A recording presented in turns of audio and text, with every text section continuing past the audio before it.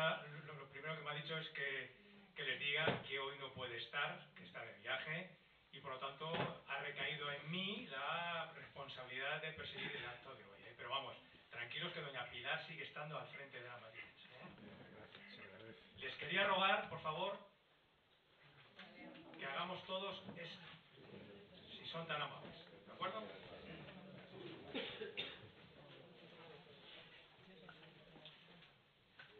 Bueno, pues como ya les he adelantado, tengo el honor hoy de presidir este acto y, como siempre, decirles, para todos aquellos que son nuevos y que acuden a la Real Sociedad Económica Maticense, que somos la segunda Real Sociedad Económica más antigua de España. La primera fue la Vascongada, que fue fundada en 1765, y por tanto, desde entonces, desde nuestra fundación por parte de Carlos III, seguimos haciendo lo que dice nuestro emblema: socorrer, enseñar.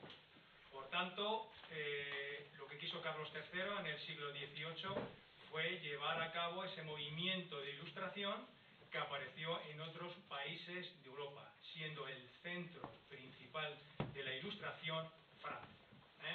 Nuestra forma de subsistencia, pues bueno, pues gracias a la aportación de nuestros amigos, necesitamos amigos que con una pequeña aportación al año de 20 euros para nosotros es muy bien recibida, y si quieren ser socios, pues con una aportación de 100 euros al año también, lógicamente, es muy bien recibida. Hoy es el último día del ciclo de conferencias que se han llevado a cabo sobre economía. Si me permiten, voy a hacer una rápida recopilación de cómo fue el ciclo. El martes 13 de marzo, reflexiones sobre el estado de bienestar, pensiones y servicios sociales a cargo del profesor don Rafael Morales Arce. Miércoles 14 de marzo, el agua que nos falta, la pertinaz sequía, a cargo del profesor don Jaime Lamo de Espinosa, miembro de nuestra junta directiva. El jueves 15 de marzo, ideas de políticos e intelectuales que están detrás de la economía española, a cargo del profesor don Juan Velarde Fuertes, también miembro de esta junta directiva. El miércoles 21, una nueva economía es posible, a cargo del profesor don Carlos del Ama. Y hoy, 22 de marzo, le corresponde a Fátima de la Fuente. Como saben, tienen costumbre, Fátima de la Fuente pues es la que suele hacer las presentaciones de los intervinientes, pero en este caso hoy no puede estar en dos sitios, Hoy es la interviniente. Habrán recogido un currículum de Fátima de la Fuente. Como saben, no solemos hablar nada del currículum, ahí queda constancia. Lo que pasa es que a mí sí me gustaría, pues, no sé, indicar algunas características que no vienen en el currículum. Simplemente decir que es miembro de la Junta Directiva, doctora... he dicho miembro, perdón. Es que yo soy profeminista, Miembro de la Junta Directiva, doctora en Economía, y actualmente está preparando su último doctorado en Historia. Otras cosas que les puedo contar que no vienen en el currículum, bueno, pues que Fátima siempre ha demostrado que ella tiene que ser viajera. Por ese motivo, les tengo que decir que es una persona incansable, únicamente descansa cuando está cenando y al poco rato ya se va a dormir. Durante todo el día, incansable, no para. Desayuna trabajando, come trabajando, merienda trabajando y, claro, el marido pues a rebufo, a rebufo y aguantando como puede. Bueno, hay que decir también, al margen de esto, que como ustedes saben, Fátima trabaja en varios países, es el típico ejemplo de española, también hay español, que se ha tenido que marchar al extranjero para obtener el reconocimiento, el respeto y el aprecio por su labor y por su profesión.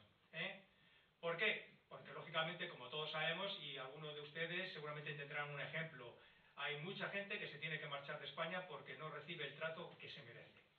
El típico refrán que dice el perro y el niño donde ven cariño, yo he hecho una frase que me la he inventado precisamente hoy, que se podría de alguna forma ajustar a lo siguiente, y es: a los españoles brillantes que no quieren en su país, se van a triunfar a Londres, Múnich y París. Y ese es el ejemplo de Fátima.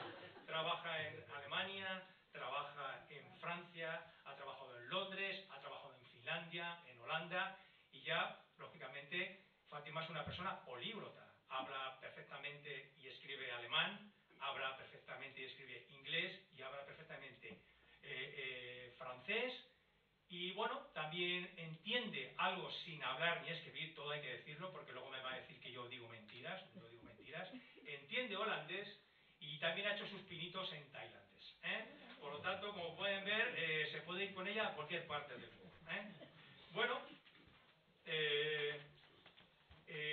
yo, para finalizar esta presentación, no voy a pisar el terreno de Fátima, que es el de siempre dedicar una poesía al interviniente o un poema. Yo no.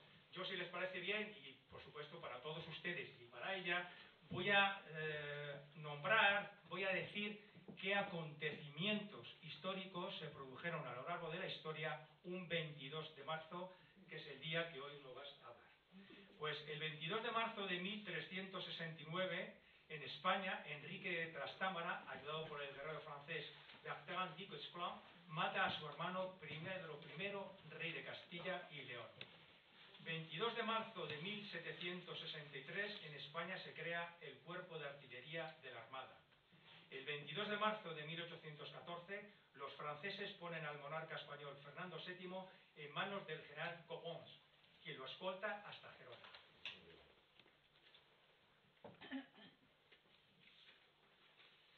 El 22 de marzo, y ya ahí vamos a París, de 1832, se desata una epidemia de cólera que ocasiona un gran número de víctimas. Sin salir de Francia, en 1895 los hermanos Lumière dan la primera exhibición de una película cinematográfica. Y como has trabajado en Alemania, pues en el 22 de marzo de 1911, en Kiel, Alemania, se procede a la botadura del Kaiser, primer crucero del mundo propulsado por turbinas. Y ya para finalizar, y también en Alemania, el 22 de marzo de 1955, el Instituto Goethe comienza a conceder hasta la actualidad la prestigiosa medalla Goethe, premio anual en reconocimiento a la difusión de la lengua y la cultura alemanas.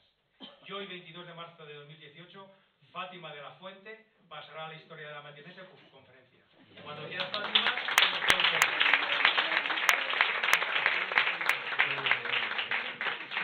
yo la verdad es que soy un poco tonta, porque soy la coordinadora del programa cultural de esta casa. Me he puesto la tercera conferencia que pronuncio este año y me hacen pasar una vergüenza cada vez que me presentan, que en fin, que no sé por qué me pongo tanta conferencia. Y ahora tengo un dilema, porque ya no sé a quién encargarle mi biografía, si a la presidenta o a mi marido, que es que me han presentado hoy, y que aparte de mi marido es compañero de la Junta Directiva, por eso está sentado aquí. Muchísimas gracias. Bueno, un placer. La verdad es que a mí lo de la conexión internacional, toda mi vida. Yo empecé a viajar cuando tenía 19 años con una mochila en la espalda y no he parado desde entonces. Y bueno, hay algo que a mí me encadena, pero con una cadena larga, porque es algo muy vital. Hay tres cosas que a mí me encadenan muchísimo en Madrid. Una de ellas es mi madre, y la otra es la Sociedad Económica Madridense, y la otra una empresa de actividades culturales que tenemos y que es muy pequeñita, pero es más o menos como la madrileña. Y las tres, yo no me voy a ir de Madrid nunca, Entonces por eso me busco trabajos en plazas europeas, que estoy a 2 horas volando, o sea que aquí me van a tener ustedes, vamos, hasta que pasemos a la historia, pero a base de bien, todos, en fin, pese a la trayectoria internacional. En el currículum que les hemos entregado, que por cierto, una de las personas que nos acompaña, uno de los socios, me ha dicho: he leído un artículo tuyo en National Geographic hace poco. Pues ese no está actualizado del todo, pero lo que sí me interesa, más que contarles más obras y milagros míos, es que tengan a mano artículos divulgativos de historia y de economía. Yo escribo para National Geographic y para Madrid Histórico, y me gusta mucho escribir para estas revistas porque son de divulgación científica. Entonces creo que puedo compartir mi opinión, mi visión del mundo con más gente. Las tenemos, todos estos artículos los pueden descargar de manera totalmente gratuita en una web que tenemos, se la he puesto. O sea, lo que me interesaba era eso, que quien quiera acceder a los artículos míos o alguno conjunto hay, pues ahí tiene todos. Por eso el currículum es más amplio, A mí no me interesa ahí contar tanto de lo que he hecho, pero más que tengan acceso a lo que ahí queda escrito. Bueno, Una vez dicho esto, hace 3 semanas que algunos de los que nos vemos aquí normalmente no nos vemos porque he estado trabajando en Francia. Yo trabajo en Alemania, pero tengo buenas relaciones con mis colegas franceses y me han invitado, entonces he estado 3 semanas y me ha servido para trabajar mucho y para reflexionar mucho en la patria de la Ilustración. Y estaba yo pensando en que tenemos que seguirnos abriendo a dos ámbitos muy importantes. Uno de ellos es la internacionalización. Miren el equipo en el que he estado trabajando, que hay gente de 4 continentes, de todos los colores, ¿no? Aquí hay personas pues de Haití, de Estados Unidos, de Francia, por supuesto. Y yo decía, este año no habéis invitado a ningún alemán. Y me decían, ¿cómo que no? Te hemos invitado a ti. Y digo, es verdad, sí, yo ya no represento a la Universidad Española, represento a la alemana. En fin, internacionalización. Tenemos que, lo que estuvo ayer diciendo el conferenciante, que está aquí sentado, el profesor doctor Carlos de Lama, que es que lo de las fronteras, yo que soy muy proeuropeísta, pues es un gusto, ¿no? El poder dedicarnos tanto a la internacionalización. Y la otra, la digitalización. A ver, la verdad es que el tema de la digitalización hay dos cosas un poco malas, una de ellas cuando te enganchas y otra de ellas cuando no entiendes absolutamente nada. Pero ¿cuántos de ustedes estuvieron el otro día en el concierto de zarzuela que tuvimos en la Matritense? Unos cuantos. Bueno, pues esto que les voy a poner.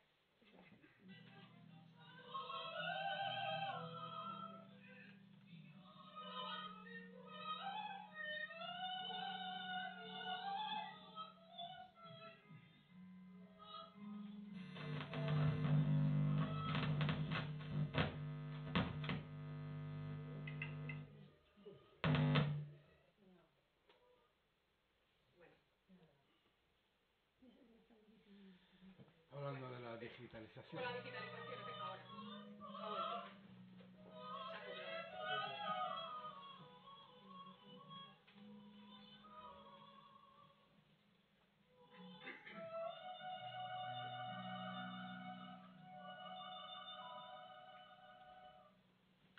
Se ha acoplado. Bueno, ahora se nos ha acoplado este micrófono. Si me acercas el tuyo, por favor. La digitalización, ¿ven lo importante que es? Esto no estaba preparado. No, no, no. A ver, viene Eladio a ayudarnos con la digitalización. Llega, si no, déjalo aquí encima para que... Déjalo aquí encima, si no. Ahora, creo que ya lo hemos arreglado. ¿Ven la digitalización cómo se resuelve esto en un momento? Bueno, este final, que es el dúo de las flores, fue posible gracias a la digitalización. Y estábamos disfrutando mucho del quinteto recuerdo, nos estaba gustando mucho. Yo ya sabía, yo tenía el bis en mi chuleta, sabía cuál era el bis que iban a cantar, ustedes no lo sabían, ¿eh? Cuando lo cantaron ya nos vamos a nuestra casa, pero es que ustedes no se levantaban del asiento. Entonces yo dije, pues aquí hay que pedir otra. Me acerqué, dije, ¿podéis tocar algo más? Y es que no tenemos nada ensayado. Y les dije, la taberna del puerto, es que no tenemos la partitura.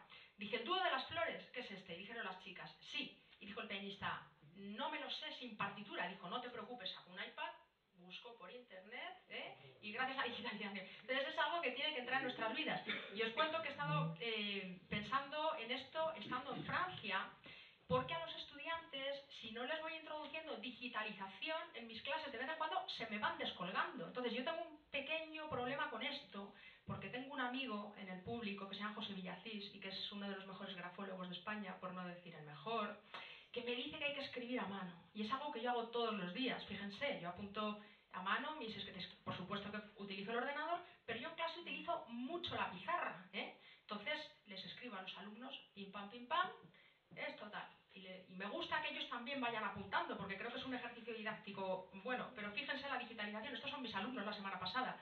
Termino la explicación todos haciendo fotos en la pizarra, en lugar de copiarla. ¿Ven? Qué cosa tan curiosa. Luego nos hicimos un selfie para compensar y todas estas cosas.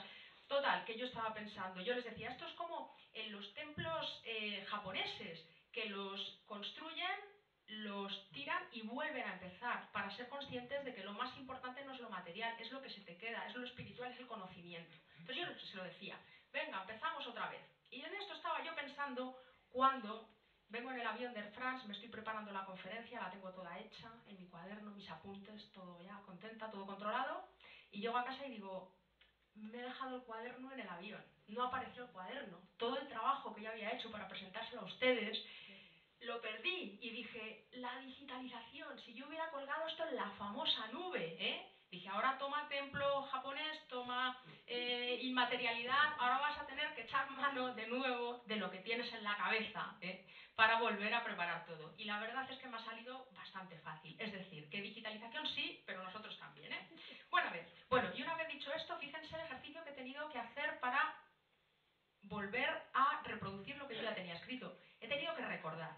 Y recordar, según nos dice Eduardo Galeano en el libro de los abrazos, viene del latín recordis, es decir, en nuestra lengua, volver a pasar por el corazón. Entonces es lo que he tenido que hacer, volver a pasar estas curiosidades económicas desde una perspectiva histórica por mi corazón, y de corazón las voy a compartir con ustedes. Les voy a contar 3 curiosidades históricas. Yo les digo a mis alumnos, cuando les doy clase de finanzas internacionales, hablamos mucho de historia en clase, y les digo, la historia está repleta de curiosidades económicas, y tenemos que abrir mucho los ojos y los oídos porque vamos a disfrutar un montón y vamos a entender mucho más el presente. Y yo les digo, tenemos que mirar al pasado para entender el presente, para predecir el futuro, para proteger a la población, que es el objetivo también de los economistas. Entonces, les voy a empezar contando un ejemplo para calentar motores, en el cual vamos a hablar del dólar, vamos a hablar del emperador Carlos V y vamos a unir economía e historia. Les voy a hablar en un segundo ejemplo cómo la bolsa, que esto nos suena como en plan Wall Street y Lehman Brothers y el crack del 29, pues nació en una hospedería en Flandes de una manera muy tonta. Y sobre este ejemplo tengo uno de los artículos que tienen en el listado, lo pueden descargar. Y el tercer ejemplo es algo que a mí me ha tenido muy entretenida en los últimos tiempos, que es un viaje a la antigüedad. Porque la globalización no es de 1945, cuando nace el Fondo Monetario Internacional, el Banco Mundial, no, esto viene de atrás, pero de muy atrás, viene de tiempos de la edad de bronce final, Así que hablaremos de esto y de las crisis económicas de la antigüedad.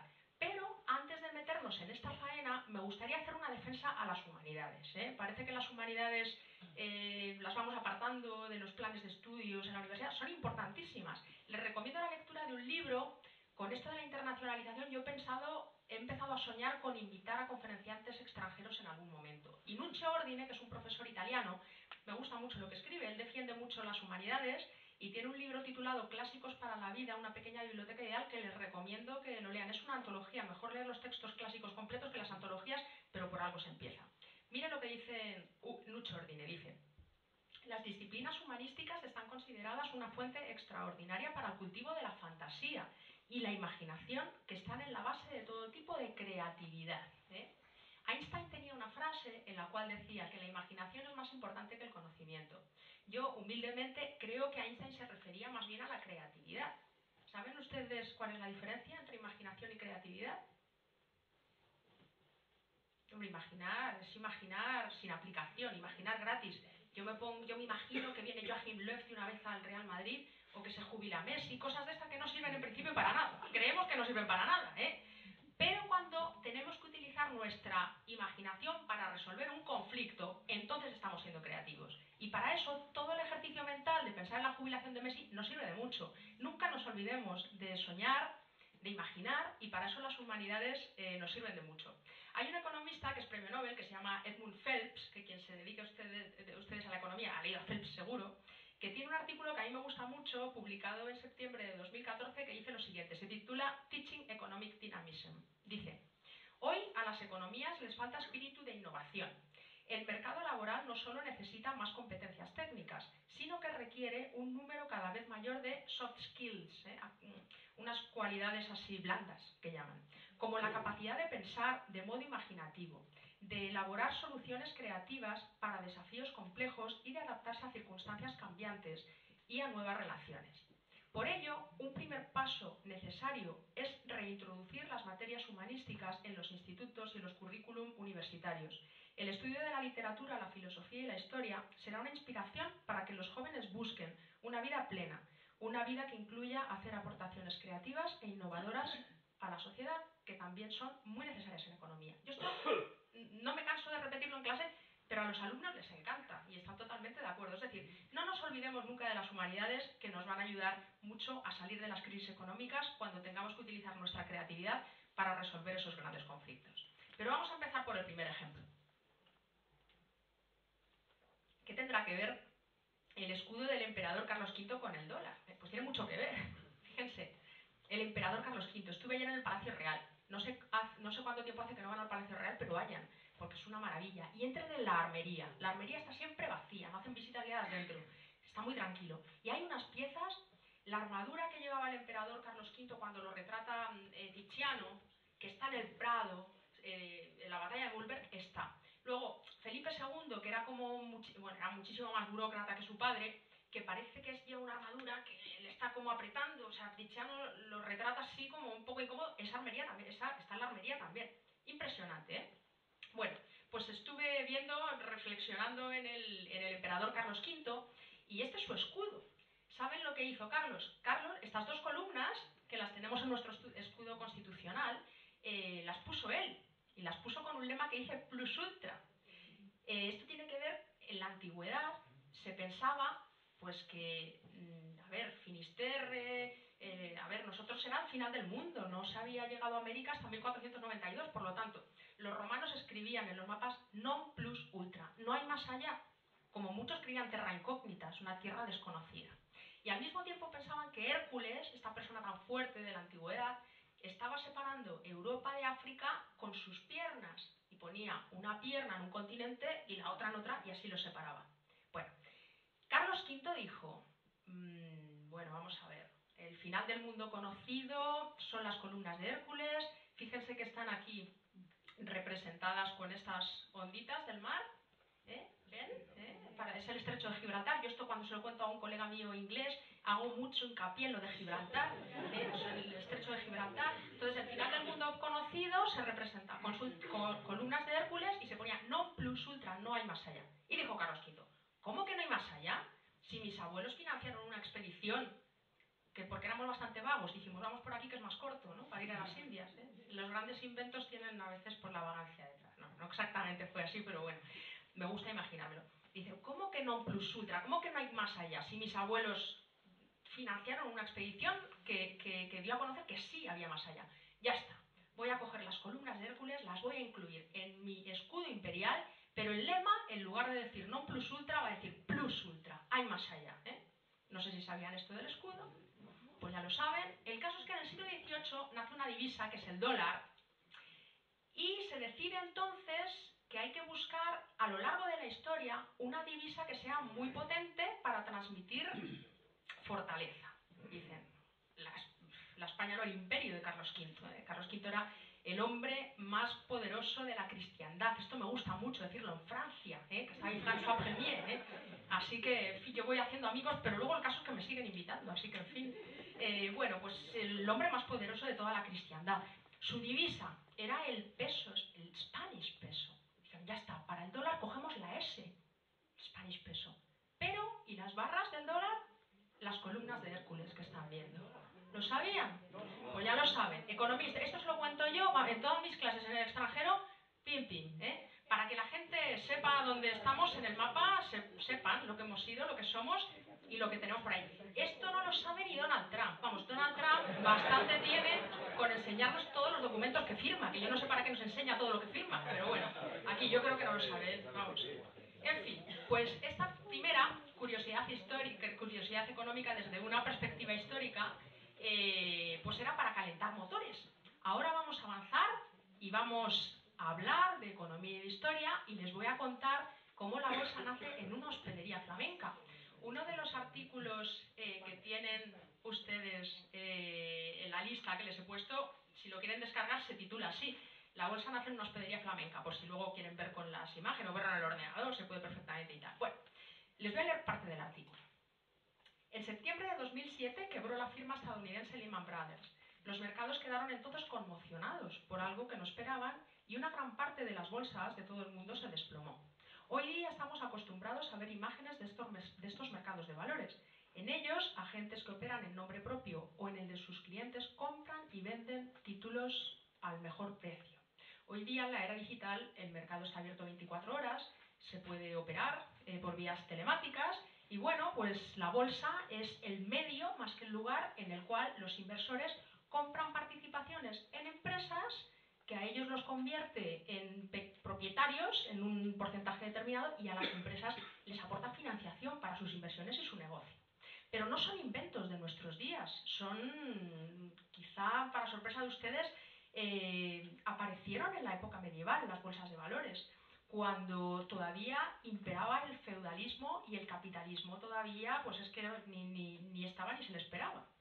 Los que están detrás de la creación de la bolsa son los grandes mercaderes. El sistema que se emplea en los siglos XI y XIII se llama precapitalista. Bueno, pues es entonces cuando nace la bolsa.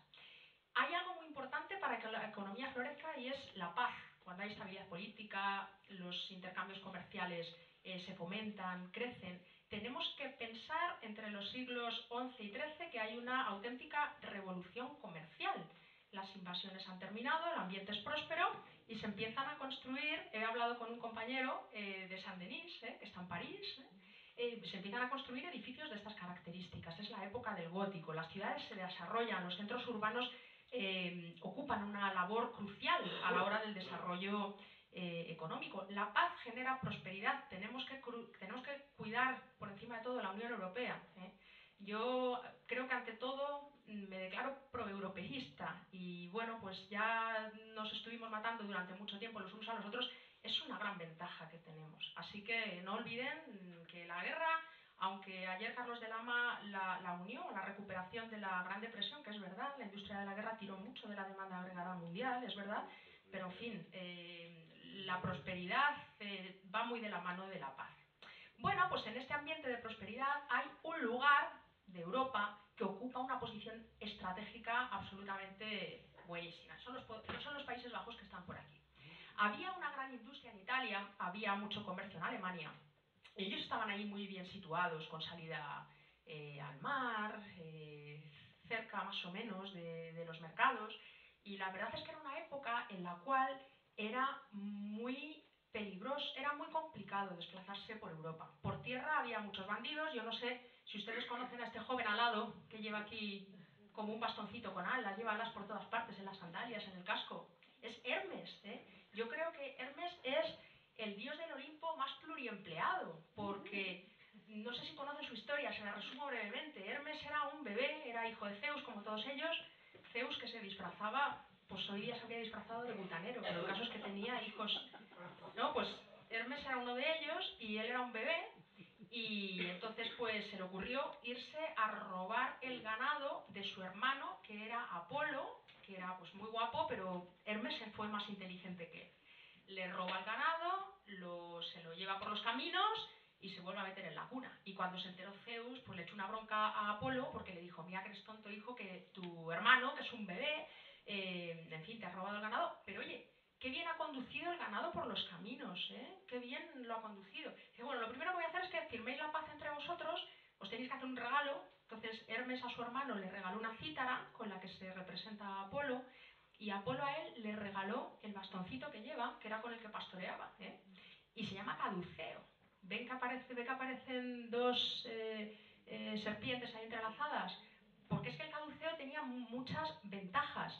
Despertaba a los letárgicos, dormía a las personas, pues por ejemplo, no sé si se acuerdan ustedes de aquel profesor de latín que tanto les aburría, lo podrían haber dormido con el caduceo. Y lo de las serpientes, pues porque para probar su eficacia era un elemento pacificador. Había dos serpientes peleándose en el suelo, clavó Hermes el caduceo y las serpientes se entrelazaron tan tranquilas. Si van a la Bolsa de Madrid, busquen el caduceo con las serpientes. Búsquenlo en la fachada del Banco de España y búsquenlo en las fachadas de los bancos que hay por la plaza de Canalejas. Porque Hermes condujo también al ganado que le había robado a su hermano Apolo, lo condujo también por los caminos iban los comerciantes en la antigua Grecia, que su padre dijo: vas a ser el protector de los caminos y por añadidura vas a ser el patrono de los comerciantes, de los mercaderes. Entonces, por eso van a ver en todos los edificios de los bancos mucho Hermes por todas partes. Y en la estación de Atocha también, porque nos está asegurando un buen camino a nuestro destino. Los romanos, ¿saben cómo llamaron a Hermes? Mercurio, que tiene la misma raíz que mercader y que mercado. Entonces todo esto va entrelazado. El caso es que yo les decía, en esta época en la que estamos analizando este segundo ejemplo, era peligroso moverse para llevar a cabo los intercambios comerciales, y por mar ya ni les cuento. Estaban los naufragios y también estaban los piratas, que eran auténticos lo de intentar seguir avanzando con la economía comercial con estas circunstancias tan adversas, pues era complicado. Por eso se crearon, las ferias medievales. Esto, bueno, pues es una recreación de una feria medieval. En las ferias medievales, los mercaderes mostraban los productos y vendían por encargo, entonces ya no había necesidad de ir moviéndose tanto por Europa. ¿Y qué pasó? Bueno, pues en las ferias hubo muchísima especialización, se crearon los préstamos, se crearon las letras de cambio, los notarios no paraban de registrar las transacciones. Cuando les hablé de la crisis económica de los tulipanes en Holanda en el siglo XVII, les mostré este cuadro. Este cuadro está en Haarlem, en el Museo de Frans Hals, que fui a visitar para ver el cuadro. Y bueno, pues esto pues nos habla de la manía de los tulipanes, un ejemplo muy típico de especulación en economía, pero quiero que se fijen en este monito que hay aquí. Ven que tiene un cuaderno, es un notario, ¿eh? Lo que pasa es que, bueno, pues esto es una parodia. De hecho, aquí tenemos a otro monito que está haciendo pipí sobre unos tulipanes para demostrar que ese bien que había tenido un carácter especulativo no valía nada. Pero los notarios, importantísimo. En los análisis históricos económicos, tanta documentación escrita es una joya y registraron un montón de estos intercambios. Bueno, pues entonces, ya entre los siglos XI y XIII, en Europa, Flandes, que eran muy avispados, tenemos a muchos comerciantes que en lugar de moverse tanto, se van a las ferias en las ciudades. Y en los Países Bajos son muy listos los dirigentes y conceden privilegios a determinadas ciudades para que tengan ferias. Pues este es el origen de las bolsas. Fíjense, tantos comerciantes, tantos mercaderes, desplazándose a una ciudad como Brujas, por ejemplo. Tendrían que hospedarse en algún sitio. Hoy día está empezando a hacer furor lo de Airbnb, pero Airbnb era algo muy parecido a lo que había entonces. La gente pues cedía las habitaciones de sus casas para que los mercaderes se fueran hospedando. Y una de las familias más listas era la propietaria de esta casa. Esta casa se puede visitar hoy, les voy a dar la dirección, aparece en el artículo que les digo que está en la web. Es la calle Blaminskraat, bueno, el holandés que dice aquí mi marido que no entiendo, que es una lengua germánica, pero bueno, y pronunciar. Número 20, se puede visitar esta casa. Aquí nace la bolsa. La familia Van der Burse, que le da el nombre a esto de la bolsa, regentaba la posada Ter Burse, que ya estaba en funcionamiento en 1285. Fíjense, claro, ellos estaban en la plaza donde se llevaban a cabo estas ferias medievales, donde los mercaderes compraban bajo pedido. Y estaban los notarios, estaban los cambistas, estos señores que están aquí cambiando. En el Museo del Prado tenemos este cuadro. Los cambistas eran muy importantes, estaban cambiando las divisas, ponían precio. Claro, las fluctuaciones en el intercambio de divisas, ¿saben lo que es un tipo de cambio? Es el precio de una divisa en términos de otra. Por lo tanto, esto le afecta a la oferta y la demanda. Bueno, ellos estaban ahí muy concentrados porque influían mucho en la formación de precios y también vendían los metales preciosos. Fíjense, tenían que estar tan concentrados que a las plazas se prohibía la entrada de los mendigos para que no alborotaran. Entonces allí, imagínense, una plaza en Brujas, toda llena de gente comerciando, los notarios tomando nota, una mesa al aire libre, porque así es como funcionaba, con los cambistas, pero claro, los Países Bajos. Yo tenía un compañero cuando trabajé en el Deutsche Bank, cuando trabajé en banca, que era de Londres, y siempre nos estábamos metiendo con él y le decíamos que es que en Londres que hay que ver que todo lo que llueve. Y decía, no, llueve más en Bruselas. En Londres lo que pasa es que parece que siempre va a llover. Bueno, en los Países Bajos llueve un montón. La lluvia. ¿Qué pasaba cuando llovía? Ahí estaban todos los mercaderes al aire libre y los cambistas no había papel moneda todavía, pero en fin, se les estropeaba todo. ¿Qué hacían? Se tenían que guarecer y los dueños de esta posada, que tenían mucho aviso comercial, les habilitaron un sitio para que trabajasen dentro. Había un problema en esta época, la difusión de precios de las mercancías, de los metales preciosos, de las divisas, porque aquí había gente de todas partes. Bueno, sabemos que existe una guía que se llamaba Guía Pegolotti del 1340 que servía para difundir precios, pero no estaba tan actualizada, comparaba precios, tipos de cambio, y la familia Ter Burse, ojo a bizarre con esto. ¿Saben lo que hicieron? Se inventaron la bolsa. Dijeron, sí, pues los que vamos a dar difusión de precios de todas las mercancías que se compran y que se venden, de las divisas, de los metales preciosos, vamos a ser nosotros. ¿Y cómo lo vamos a hacer? Pues escribiéndolos, casi como el mercado continuo, escribiéndolo en una hoja que vamos a poner en nuestra posada en el interior y lo vamos a actualizar varias veces al día. O sea, esto no es el mercado continuo, pero para época medieval no está mal, ¿Qué hizo todo el mundo? ¿Qué hicieron los comerciantes? ¿Qué hicieron los campistas? Ya no estaban al aire libre, se guarecían en la posada esta de Terburse, de la familia Van der Burse, porque estaban muchísimo mejor. O sea, esa gente se inventó parte de lo que hoy tenemos en la bolsa de valores. No sé si sabían ustedes esto, pero si van a Brujas, visiten la casa porque es interesante. Les cuento como curiosidad, esta familia en su escudo no se ve muy bien porque esto lo he cogido de internet y no es muy buena la fotografía, pero tiene tres bolsas de dinero contante y sonante, lo pusieron ahí. En fin, la primera transacción bursátil que se registra no fue en Brujas, fue en Amberes, donde ya la cosa se sofistica un poquito más, porque el emperador Maximiliano I, que es el abuelo de nuestro emperador Carlos V, pues le concedió unos privilegios, en fin, es donde la cosa se sofistica más. Pero podemos decir que la bolsa nace en esta hospedería por esta familia tan emprendedora que fueron los der Burs.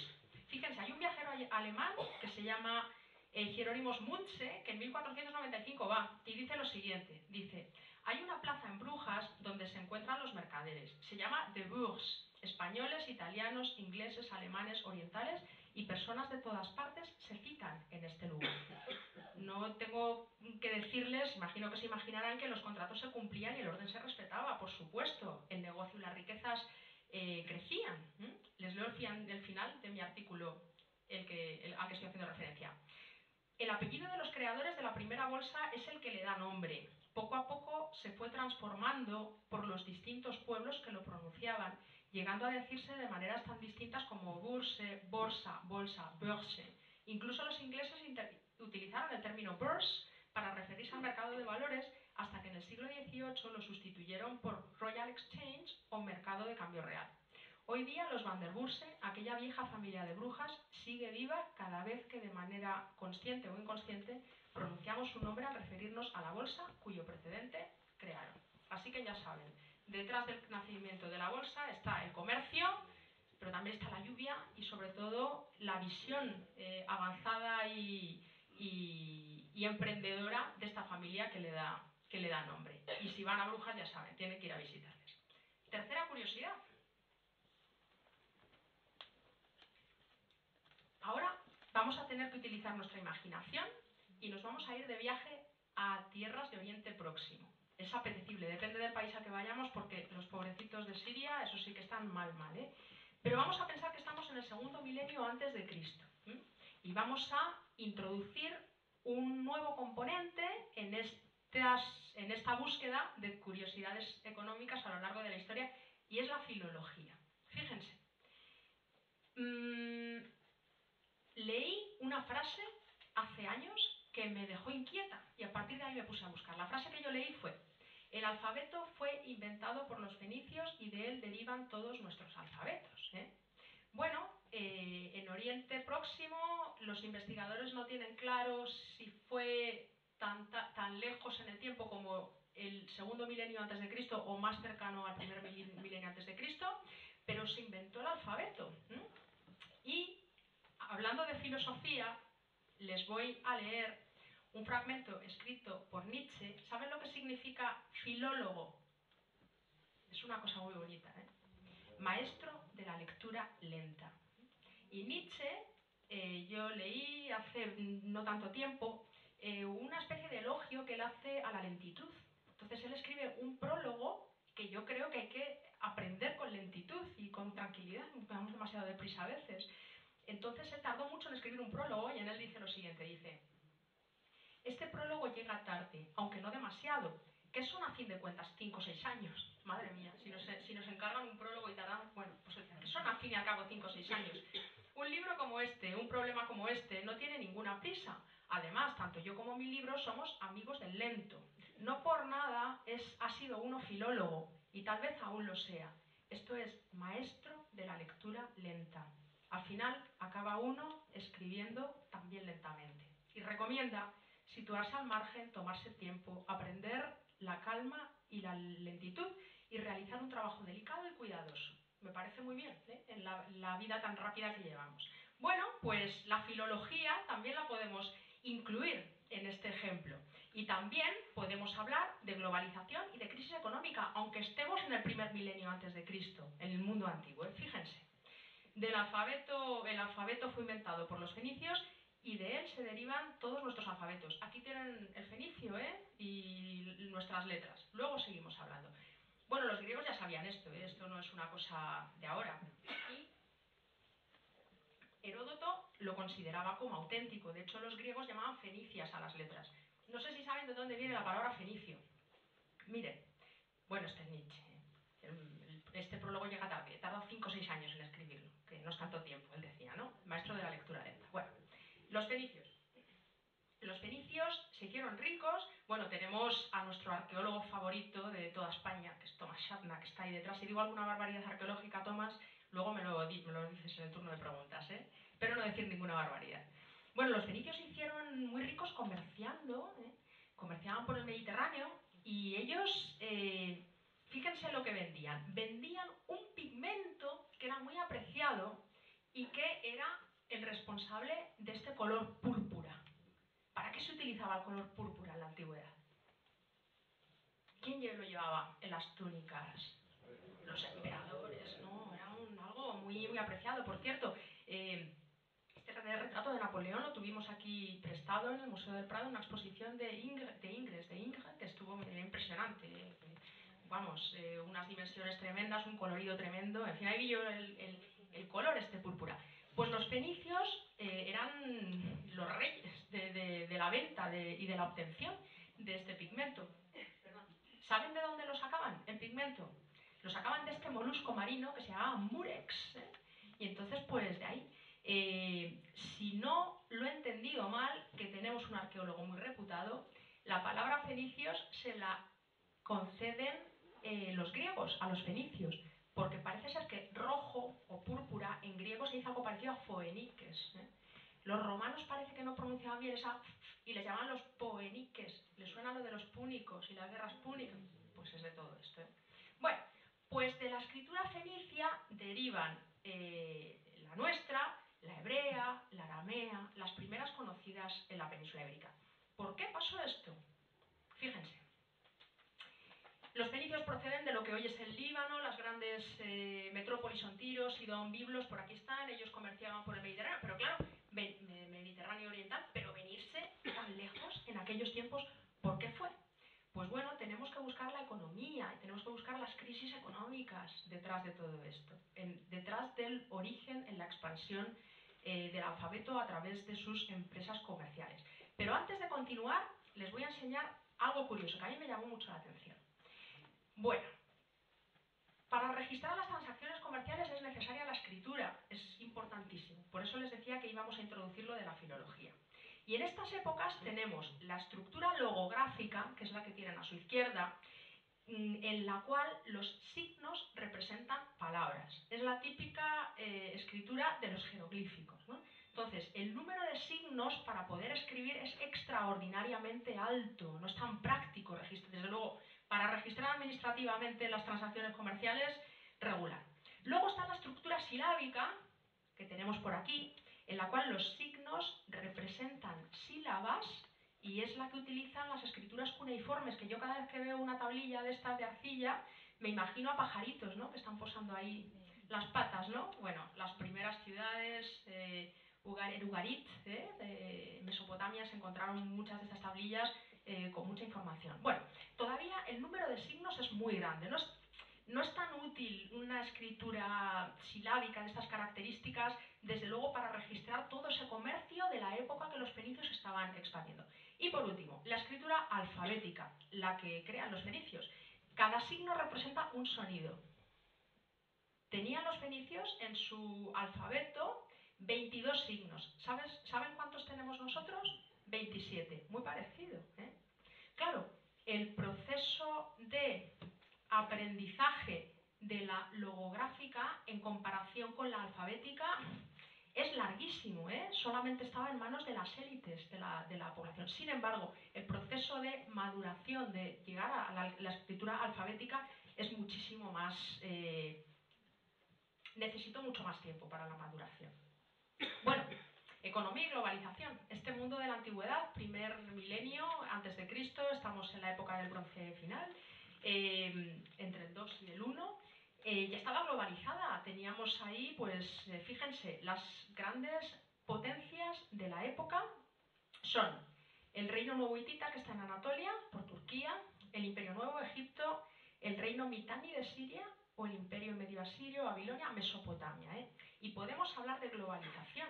Cuando yo hago una tormenta de ideas con mis alumnos, estamos hablando de internacionalización y de globalización, terminamos siempre diciendo que la globalización es la interacción cada vez mayor de la población mundial. Bueno, en aquellos tiempos era la población, pero podemos decir que esta área del Mediterráneo, de estos pueblos, estaba integrada geográficamente. Ellos comerciaban. ¿Qué comerciaban? Pues objetos de lujo, cerámica, vino, aceite, salazones, madera.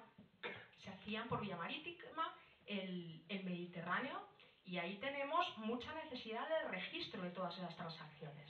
Los escribas eran las élites cultas, ellos manejaban todos estos lenguajes. De nuevo, la paz favorece todos estos intercambios comerciales y se necesitaba un instrumento de comunicación y de administración. Las cortes de las ciudades se convierten en centros administrativos, diplomáticos de primer orden. Esta élite culta está ahí registrando las transacciones. Y bueno, pues a efectos prácticos se necesitaba un alfabeto, algo que fuese más fácil de aprender para registrar todas esas transacciones económicas, que eran mucho. La economía está detrás de esa aparición. Hay abundante documentación económica, pero también hay textos míticos, rituales, jurídicos, escolares y hasta veterinarios. Bueno, esa zona del Mediterráneo de los fenicios. Pero ahora, ¿cómo nos llega a nosotros? Crisis económica. Bueno, la economía no crece de manera continua. No se lo crean nunca.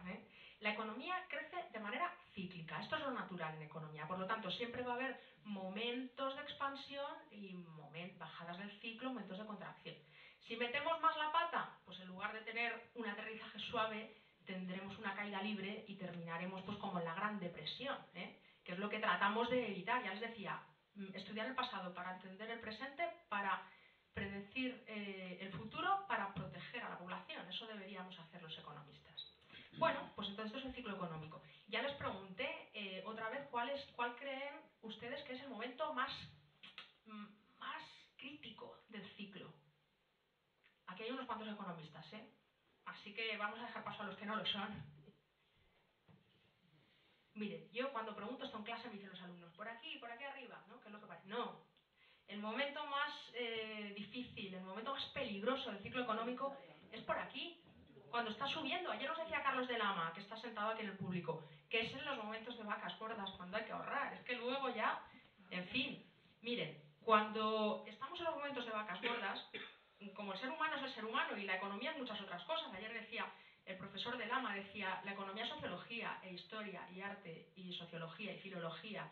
Es que es una ciencia social, entonces influye todo lo demás. Cuando estamos en los momentos de vacas gordas, pensamos que va a ser siempre así. La palabra siempre en economía yo la utilizaría con mucho cuidado. No, miren, cuando yo trabajaba en banca, oí muchas barbaridades. Hoy me doy cuenta de que eran barbaridades, entonces no lo sabía. Pero oí una vez, cuando yo trabajaba en la Caixa, oí el precio, que tenía mucho negocio inmobiliario, el precio de la vivienda en el centro de Madrid nunca se va a hundir. Esto se me quedó a mí en la cabeza grabado. Y luego, al cabo de un tiempo, vi Titanic, la película Titanic, ¿se acuerdan? Y me recordó mucho cuando sale el ingeniero que se encuentra con alguien y le dice, ¿qué pasa? ¿Qué me dice? No, al Titanic le quedan 2 horas de vida.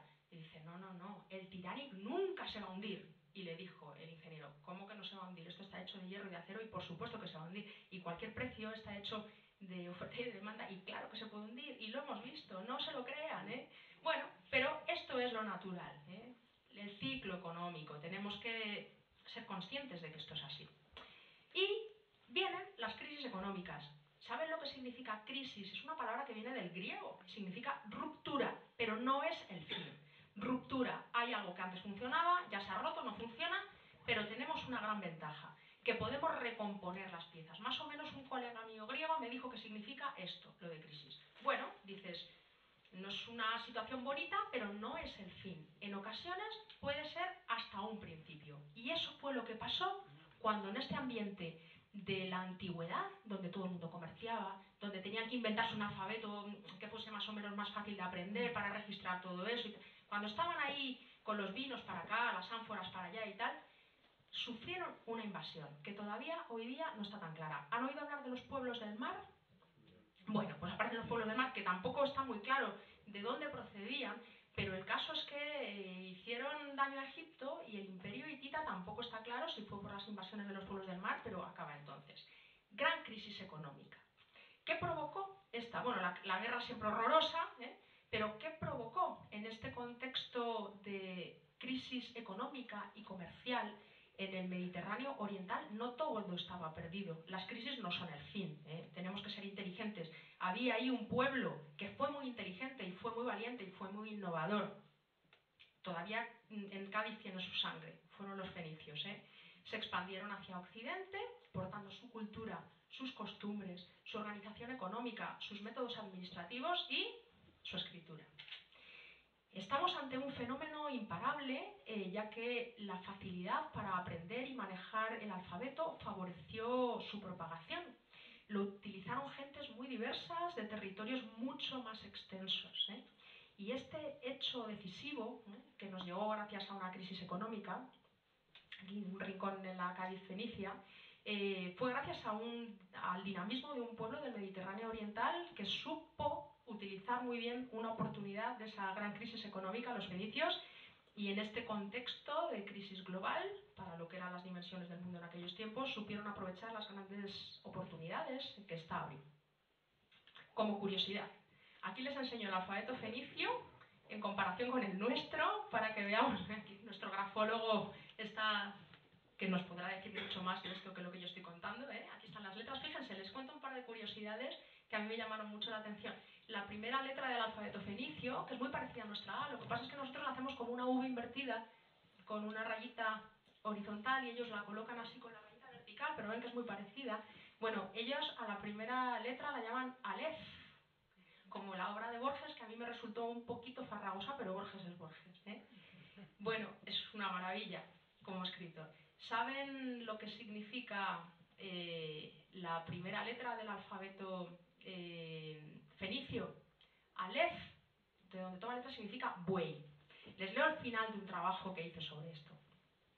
Una última reflexión. Las crisis económicas son rupturas en sí mismas. La buena noticia es que también podemos verlas como un nuevo principio, ya que abren siempre nuevas oportunidades.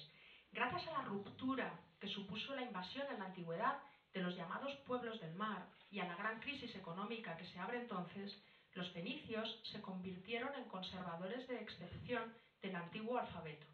Del mismo modo, se erigieron en los padres de uno nuevo y evolucionado, que se extendió gracias a su gran dinamismo por toda la antigüedad, y gracias a ello somos capaces de comunicarnos por escrito. Yo les decía, la palabra que da la primera letra al alfabeto fenicio, que es el Aleph, quiere decir buey.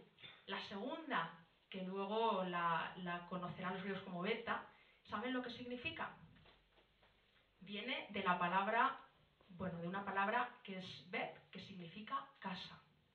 Y no se olviden de ustedes de que aquí en la Torre de los Lujanes tienen la suya. Muchas gracias.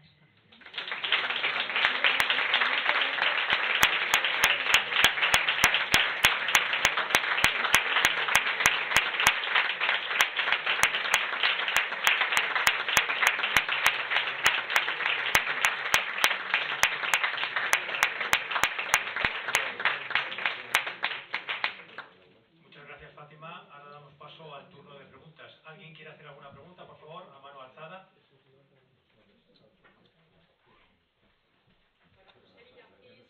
José Villacís es el grafólogo reputado y gran amigo nuestro al que me he referido, y es un honor tenerte en la audiencia. Fátima, no sé cómo... José, por favor, levántese usted, no sea tímido, para que le conozcan todos. No sé cómo te arreglas, pero cada vez me sorprendes. Ya el signo del dólar, 2 columnas y Spanish peso, me ha dejado estupefacto, de verdad.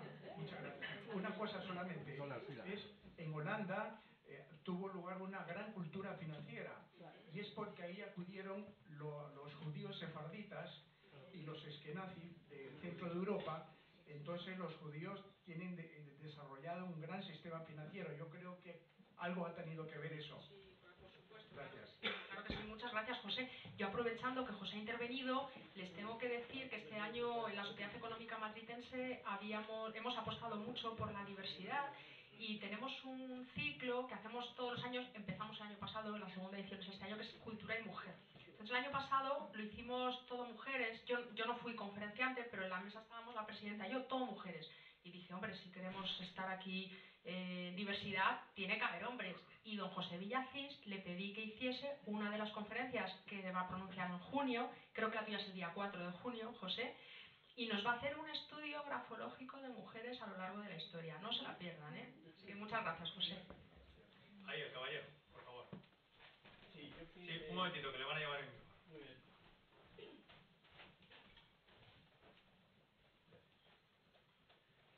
Sobre el escudo del dólar, yo tenía entendido que se trataba, en vez del Spanish peso, del real de A8. ¿En qué diferencia hay entre uno y otro? Bueno, sí, es el real de A8, que lo conocían como Spanish peso, por eso cogieron la S, pero efectivamente, tiene razón. Sí, volviendo otra vez, me parece que ha sido lo más impactante del dólar, el signo del dólar. Bueno, hay que recordar de que la primera vez que aparece en las monedas, las dos columnas, es con el reinado de Carlos y Juana, en Santo Domingo en el 1520. Eso evoluciona hasta el 1820, en que se hunde el Imperio Español. Pero es muy curioso de que solamente las columnas aparecían en las monedas americanas, no en las peninsulares. En las peninsulares no aparecieron hasta justo en el reinado de Isabel II, que se vuelven a recuperar. ¿Qué es lo que sucede?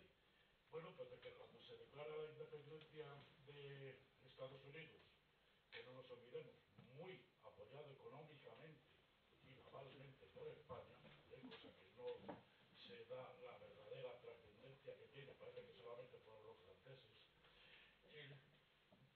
La moneda que circulaba y que ellos quisieron era la que hasta entonces habían manejado y conocido, puesto que Florida incluso en aquella época pertenecía al Imperio Español. Y la moneda de los 8 reales, lo que hablábamos, los 8 reales o peso español, ¿no?, circulaba hasta toda la parte de China y Japón, con Filipinas y con la ruta de Veracruz, ¿no? ¿Qué es lo que pasaba? De que era la moneda internacional reconocida y además con una pureza de metal y un peso específico, tanto que los banqueros chinos, cuando llegaban a sus manos, lo que hacían es de que las ponían unas señales para identificarlas, de que no eran falsificaciones y de que era la moneda española. Pero si nos vamos a la primera fotografía que has puesto, en que efectivamente se ve las dos columnas, y la S, es muy curioso porque ahí no se está de acuerdo en que esa S fuera el signo de Spanish, sino de que curiosamente era la leyenda que rodea las columnas de Plus Ultra. Y entonces, para identificarlo a la moneda que empezaron a crear del dólar, identificaron las dos columnas y la leyenda de Plus. Que curiosamente, y me gusta más esa versión tuya, de Spanish, pero realmente, tal y como nosotros, yo la conozco, no era Spanish, sino únicamente la leyenda de Plus. Gracias, Pascual. Yo creo que esto Donald Trump tampoco lo sabe. ¿Alguien más, por favor? Nuevamente, volviendo a este escudo. Yo soy madrileño y conozco el escudo de Madrid, el oso y el madroño. Entonces, lo que la gente normalmente no conoce es que en ese mismo escudo, que el origen está en Juan Hurtado de Mendoza, pues aparece en el fondo, en la base del madroño, hay 2 riachuelos que hace relación al agua que abundaba entonces por Madrid. Hago también referencia al segundo escudo de Madrid que nadie conoce, que es el que en Puerta Cerrada está pintado en una fachada y que el ayuntamiento actualmente se preocupa de ocultarlo mediante unos árboles que lo tapan, ¿no? Y pues allí aparece también el agua de Madrid. Por lo tanto, sería interesante, y lo digo para conocimiento general, de que se renovara el escudo de Madrid,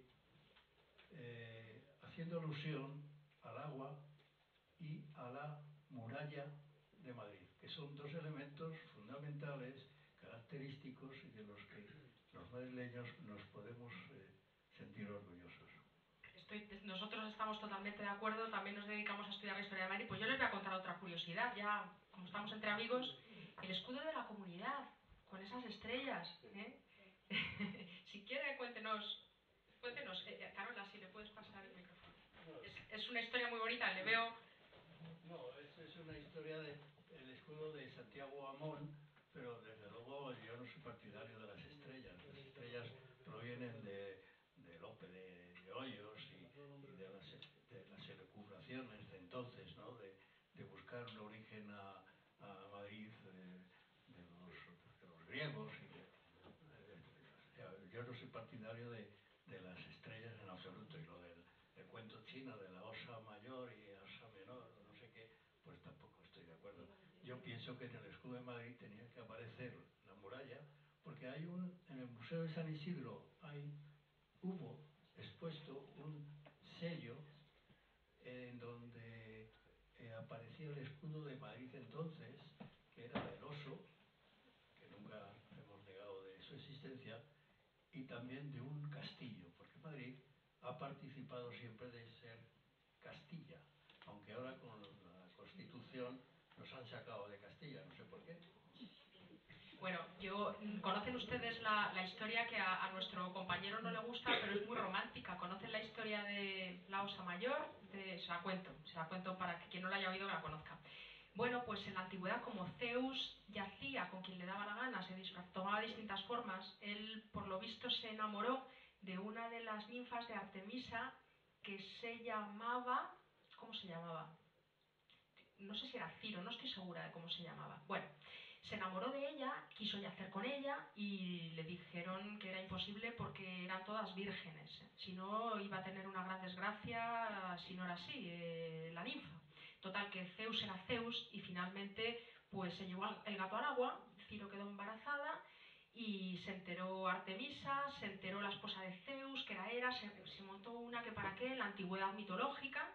Y bueno, pues Zeus, como quería mucho a Ciro para protegerla, ¿saben lo que hizo? La convirtió en osa, ¿qué dices? Pues en fin, tampoco. La convirtió en osa y la subió al cielo para que Hera, que era la diosa de la tierra, no pudiera alcanzarla, ¿eh? Pero claro, la subió como osa en forma de constelación, con 7 estrellas, que son las que tenemos en nuestro escudo de la comunidad, y las 5 puntas son por las 5 provincias limítrofes que tenemos en Madrid, pues Toledo, Ávila, Segovia, Cuenca y Guadalajara, efectivamente, esas 5. Y lo de la muralla y lo del agua, a mí me parece, estoy totalmente de acuerdo. ¿Conocen la historia de fui sobre agua edificada y mis muros de ¿Saben de qué va? Se la cuento. Pues había un señor llamado Ruy González de Clavijo que era vecino de la Plaza de la Paja. Yo no sé si ahora con la remodelación han vuelto a poner el emblema o no, pero había un rombo de estos amarillos del ayuntamiento. Y entonces él era... ¿sí? El escudo está mal colocado. Está mal colocado. Porque su palacio estaba donde hoy está la capilla del obispo. Ah, bueno, pues entonces lo han puesto justo en el otro extremo, pero lo van a ver. Ruy González de Clavijo era vecino de la Plaza de la Paja y entonces él le dijo al rey, al que servía, le dijo, era Enrique III el Doliente, le dijo, señor, quiero que abramos una embajada con Tamerlán. Dice, Tamerlán, si Tamerlán está en Samarcanda, que es por donde sale el sol cuando sale, está muy lejos. Samarcanda, hoy es Uzbekistán. Y dijo Ruy González de Clavijo, no importa, yo me voy allí, fue con otros 2 hombres cargados de regalos, tardaron año y medio en llegar. Cuando llegaron a la corte de Samarcanda se encontraron con una corte absolutamente fastuosa. Y cuando les preguntaron que de dónde venían, Madrid en aquellos tiempos, pues en fin, una gran urbe no era. Pero para no quedar así mal, porque les daba corte, les dijo, vengo vengo de una ciudad que fue sobre agua edificada y cuyos muros de fuego son. Estaban haciendo referencia a toda el agua que hay por aquí y a la muralla que estaba hecha de piedra de pedernal con la que saltan chispas y se puede tocar. Nosotros tenemos en la puerta, pueden tocar el pedernal, que es así muy suavecito cuando salgan, ¿eh? Entonces la gente se quedó allí, bueno.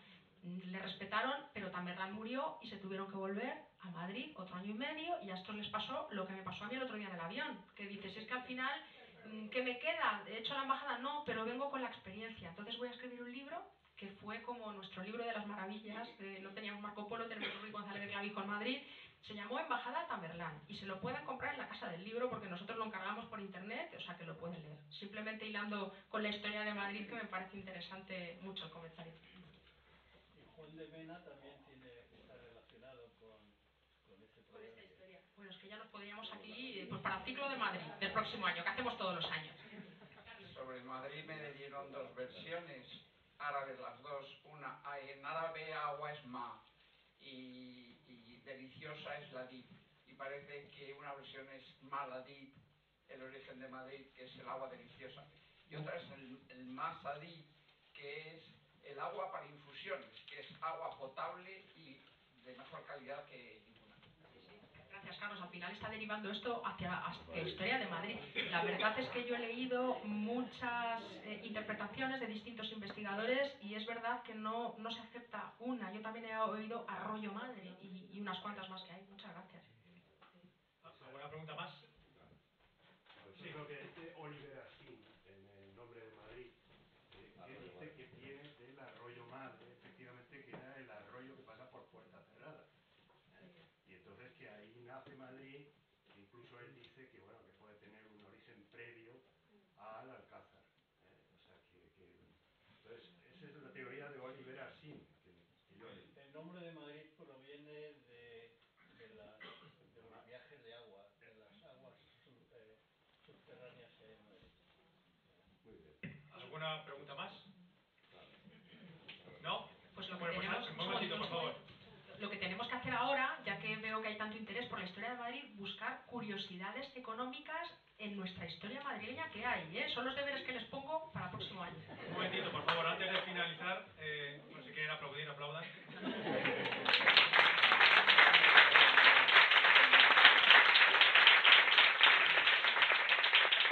Lo que quería solamente antes de finalizar, adelantarles el programa del mes de abril, voy a tardar muy poco, aunque ya lo recibirán ustedes por correo. El martes 3 de abril, Historia de la Radio Española en Sonidos, a cargo de Jaime Novo Casado. El día 5 de abril, recital de arpa con María Rosa Calvo Manzano, que ya ha estado ya en la Matritense. Miércoles 18 de abril, la Real Sociedad Vascongada de los Amigos del País, Puerta de Entrada de la Modernidad, a cargo de Íñigo López Durante. Lunes 23 de abril, El Greco, Lacón y Toledo, a cargo del profesor Tomás Schanda. Y el día 26, le rogamos, por favor, que pierdan el miedo escénico, que aprovechen sus minutos de gloria. Tenemos una lectura ininterrumpida, en la cual podemos estar leyendo lo que queramos. El Quijote, el cuento que nos contaba nuestra mamá para dormirnos.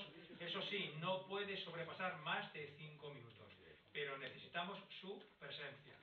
Nada más, muchas gracias.